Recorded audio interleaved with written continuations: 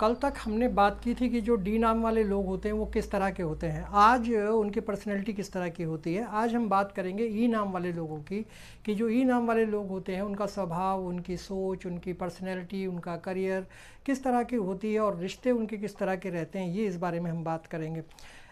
दरअसल ई नाम वाले जो लोग होते हैं वो बहुत कम आपने देखे होंगे कि जो लोगों के नाम ई से शुरू होते हैं ऐसे लोग बहुत कम होते हैं।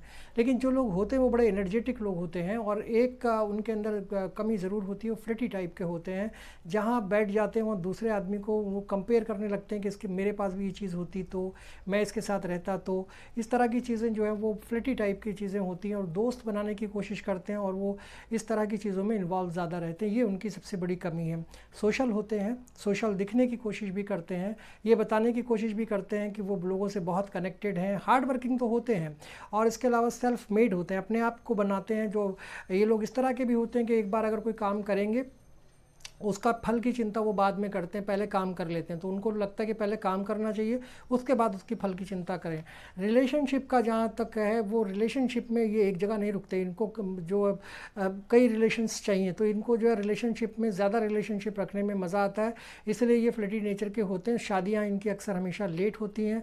अगर आप देखें तो इनका जो एक और प्रॉब्लम है वो ये है कि कोई चीज़ इनको अगर किसी दूसरे में अच्छी दिखती है कि ये पर्सनैलिटी इसकी अच्छी है, ये खूबसूरत है, या इसमें ये चीज़ अच्छी है, तो अगर लड़का हो या लड़की हो दोनों के लिए ही होता है। यही नाम वाले दोनों ही, जो चाहे बॉय हो या गर्ल हो, उनके अंदर दोनों में आता है, मेल फीमेल में ये चीज़ें आती हैं, तो वो दूसरे पर अट्रैक्ट हो जाते हैं कि ये कितना अच्छा लग रहा है, वो कितनी अच्छी लग रही है।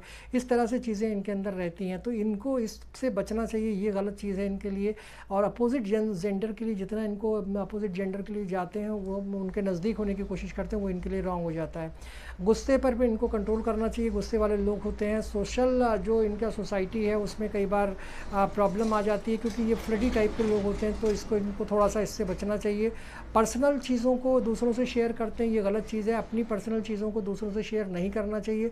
अगर ये सोच के करते हैं कि दूसरा आदमी इनकी बात को अच्छे से सुनेगा और वो गलत रिस्पॉन्स नहीं देगा या किसी से और नहीं कहेगा और इनकी बातें जो हैं वो इन तक ही रहेंगी, तो ऐसा होता नहीं है। इनकी बातें दूसरों तक जाती हैं और इनके लिए कहीं ना कहीं मुश्किल खड़ी हो जाती है। तो फ्लर्टी नेचर को इनसे बचना चाहिए, दूसरों को अपनी बातें बताने से बचना चाहिए। अगर ये लोग इस तरह का स्वभाव बदलते हैं, अपने नेचर को बदलते हैं, तो स्वाभाविक रूप से इनके लिए बड़ा अच्छा होने वाला है। और ये ठीक ठाक लोग अपने जो इनके ऊपर कई बार ब्लेम लगते हैं वो नहीं लगेंगे और ये अच्छे से अपने जीवन को चला पाएंगे। आपको ये वीडियो मेरा कैसा लगा, इस पर अपनी राय ज़रूर दीजिएगा, लाइक शेयर और कमेंट कीजिएगा। और अगर आपको किसी भी विषय में, चाहे लोशो ग्रिड के बारे में हो, मोबाइल न्यूमरोलॉजी के बारे में हो, वैदिक ग्रिड के बारे में हो, वैदिक न्यूमरोलॉजी के बारे में कोई भी सवाल आपका मन में हो, जैसे आजकल आमतौर पे लोग अपनी शादी कब होगी मेरी, मुझे काम कब लगेगा, इस दोनों चीज़ों को, इन दोनों प्रश्न जो हैं वो बहुत यूनिक हैं इस समय के बच्चों के लिए। तो अगर आपको कहीं भी ऐसा लगता है कि ये सवाल आपके मन में है या इससे जुड़ा हुआ कोई भी सवाल है, तो आप अगर मुझसे पूछना चाहते हैं, तो मैं चाहे वैदिक ग्रिड के हिसाब से, जो इंडिया का सबसे पुराना